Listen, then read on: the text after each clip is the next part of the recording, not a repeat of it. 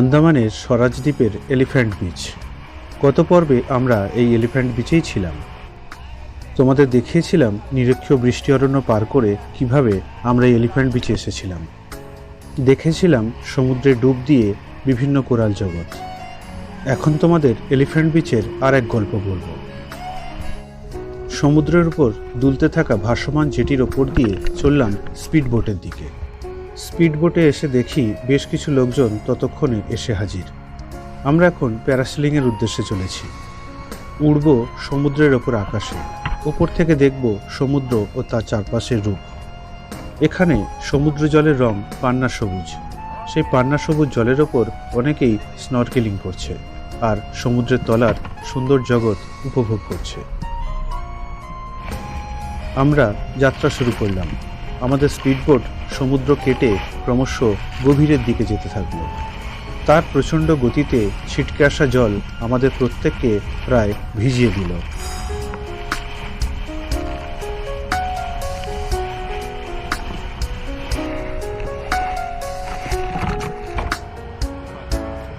দলে আমরা 15 জন, তার মধ্যে বেশ কিছু বিদেশিও রয়েছে।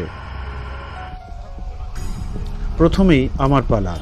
আমাকে ভালো করে দড়ি দিয়ে প্যারাশুটের সাথে বেঁধে দেওয়া হলো।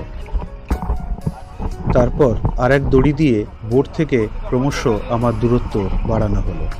আমি আস্তে আস্তে আকাশের দিকে উঠতে থাকলাম। বোট থেকে আমার দূরত্ব যতই বাড়তে থাকলো, নীল জলরাশির পরিধি সেও যেন পাল্লা দিয়ে বাড়তে থাকলো। জীবনে এই প্রথম প্যারাসেলিং করার সৌভাগ্য হলো। পাখির চোখে ওপর থেকে দেখছি আমাদের ক্ষুদ্র বোট ও বিশাল সমুদ্র। আর আমার সাথে তোমরাও দেখো বন্ধুরা, চারদিকটা কি অপূর্ব লাগছে। দেখো বন্ধুরা, এ যেন পুরো স্বর্গ। অপূর্ব, এক কথায় অপূর্ব। দেখো কি অসাধারণ মুহূর্তের সাক্ষী আমি এখন। চারদিকে যেন নীল সাম্রাজ্য। বোট থেকে আমি এখন অনেক উঁচুতে। দেখো কি ছোট দেখাচ্ছে তাকে। উপর থেকে হ্যাভলক দ্বীপের এক বিশাল অংশ দেখতে পাওয়া যাচ্ছে। এক অনন্য অভিজ্ঞতা বন্ধুরা। তোমরা এলিফ্যান্ট বিচে এলে প্যারাসেলিং করতে ভুলো না। খরচ 3200 টাকা।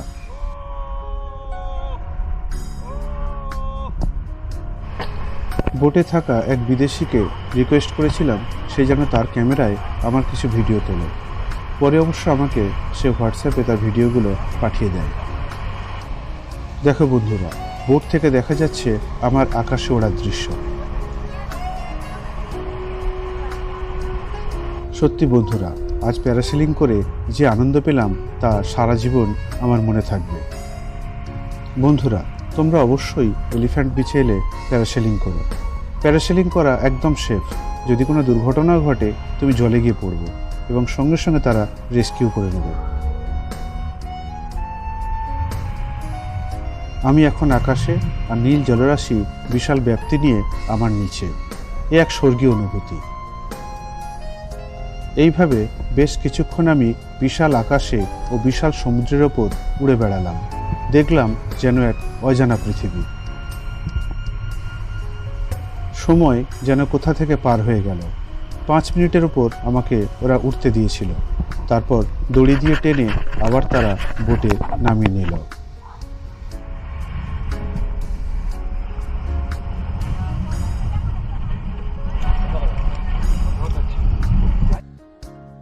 এইভাবে একের পর এক লোকজন প্যারাসেলিং করতে থাকলো।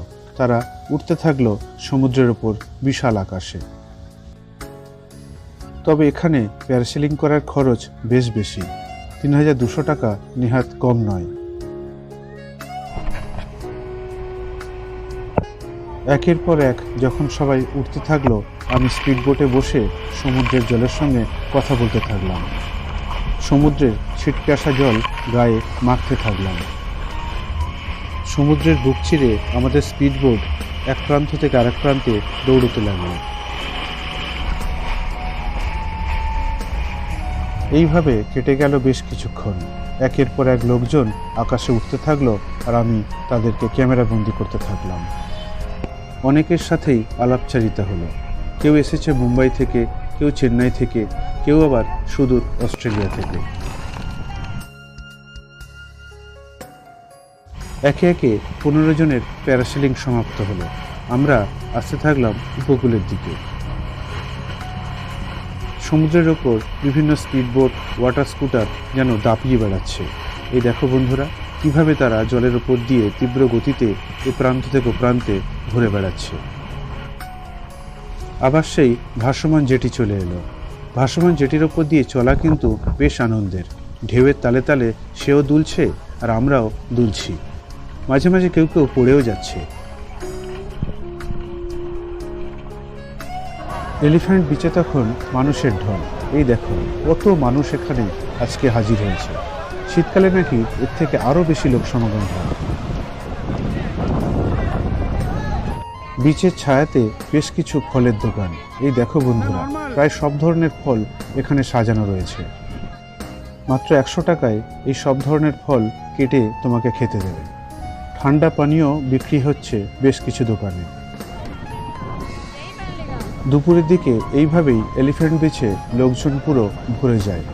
সকাল আর বিকালের দিকে অবশ্য কিছুটা লোক কম থাকে। এবার এলিফ্যান্ট বিচের চারদিকটা একটু ঘুরতে থাকলাম।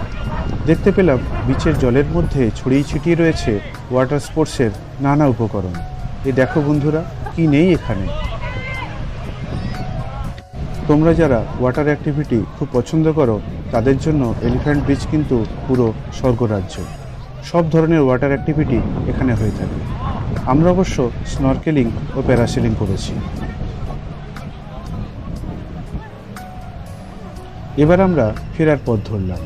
সেই জঙ্গলের একই পথ ধরে প্রথমে ম্যানগ্রোভ এবং তারপর নিরক্ষীয় বিশাল বৃষ্টি অরণ্য। এই দেখো বন্ধুরা, একটি সি মহুয়া গাছ।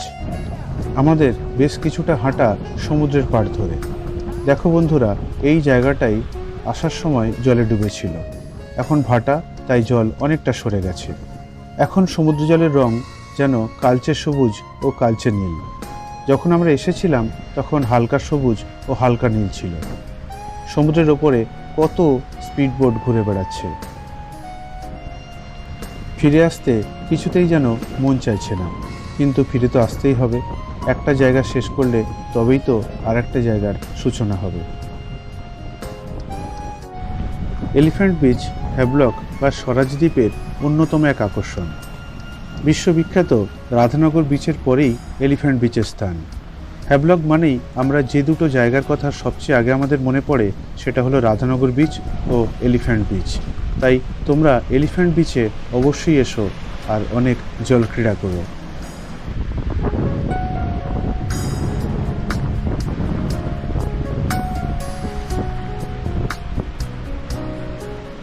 অবশেষে এলিফ্যান্ট বিচকে শেষবারের মতো টাটা জানিয়ে আমরা আবার ম্যানগ্রোভ জঙ্গলে প্রবেশ করলাম।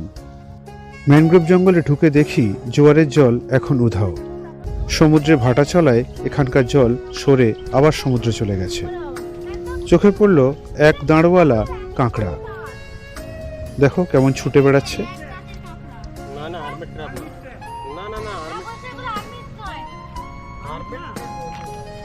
গাইড কিশোর ভাই কাঁকড়াটিকে হাতে নিয়ে আমাদের ভালো করে দেখাচ্ছে। দেখো বন্ধুরা, কেমন এক দাঁড়ওয়ালা কাঁকড়া। এলিফ্যান্ট বিচে যাওয়ার সময় এক সৌন্দর্য আর ফেরার সময় আর এক সৌন্দর্য আমাদের চোখে পড়ল।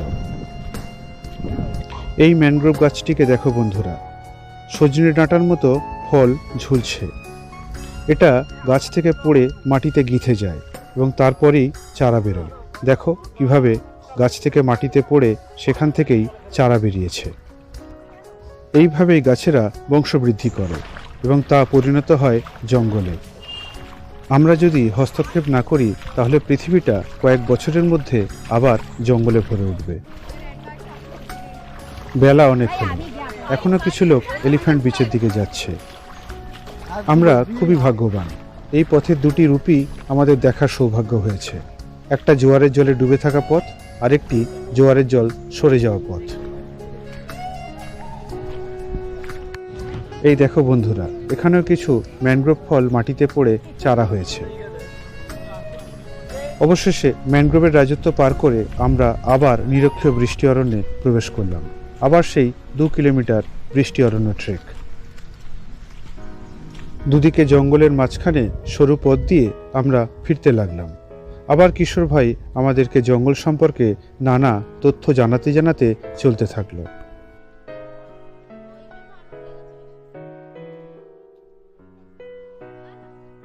অনেকেই এই পথে গাইড ছাড়াই এলিফ্যান্ট বিচে আসছে, কিন্তু বন্ধুরা তোমরা অবশ্যই গাইড নিয়ে এসো, কারণ গাইডের কাছ থেকে যে তথ্য পাবে সেটা কিন্তু কারো কাছ থেকে পাওয়া যাবে না। গাইডরা লোকাল, যে কোনো বিপদে পড়লেও ওরা কিন্তু তোমাকে হেল্প করতে ছুটে আসবে, তাই গাইড নিতে ভুলো না। খরচ মাত্র 500 টাকা। এই সেই নিরক্ষীয় বৃষ্টি অরণ্য, যেখানে বিশাল লম্বা লম্বা গাছ, বিশাল বড় বড় ঝোপঝাড়, তলদেশ বনভূমিতে ঢাকা এবং ওপরে বিশাল পাতার ক্যানোপি।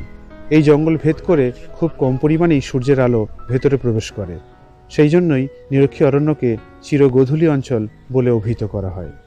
যদিও এই জঙ্গল বিরাট ঘন নিরক্ষীয় জঙ্গলের মতো অতটা নয়, তাই কিছুটা রোদ কিন্তু ভেতরে প্রবেশ করছে। এইভাবে জঙ্গল দেখতে দেখতে, জঙ্গলের ঘ্রাণ নিতে নিতে, জঙ্গলের সম্পর্কে নানা তথ্য জানতে জানতে আমরা চলার পথ ধরলাম। বেশ কিছুক্ষণ জঙ্গল ভ্রমণে আমরা পেয়েছি টাটকা অক্সিজেন, বুক ভরে নিয়েছি তাই নিঃশ্বাস। আন্দামানের সর্বত্রই প্রায় এরকম জঙ্গল দেখতে পাওয়া যায়। দ্বীপগুলি নিরক্ষীয় অঞ্চলে অবস্থিত হওয়ায় প্রচুর নিরক্ষীয় জঙ্গল এই অঞ্চলে তোমরা দেখতে পাবে। হঠাৎ সামনে চলে এলো এক ভয়ঙ্কর বিপদ। দেখতে পেলাম এক সবুজ লাউডগা সাপ। তারপর দেখতে পেলাম আরেকটি সাপ পাতার মধ্যে ঢুকে আছে। গাইড প্রথমে আমাদের সেই সাপ সম্পর্কে তেমন কিছু বলেনি, খুব তাড়াতাড়ি ওখান থেকে জাস্ট সরে আসতে বলল। একটু পরেই জানালো ওটা কিংকোবরা সাপের বাচ্চা। ওরে বাপরে, কি ভয়ঙ্কর! কিংকোবরা এখানে রয়েছে। দুটি সাপ দেখার পরে আমরা আরও সাবধানী হলাম, মনের মধ্যে একটু ভয়ও হলো, তাই খুব সন্তর্পণে পায়ের দিকে তাকিয়ে আমরা পথ চলতে লাগলাম। এইভাবে হাঁটতে হাঁটতে আমরা জঙ্গলের অধিকাংশটাই পার করে ফেললাম। এসে পড়লাম জঙ্গলের একদম শেষ প্রান্তে। দেখতে পেলাম মানুষের বসানো বিশাল কলা গাছের জঙ্গল।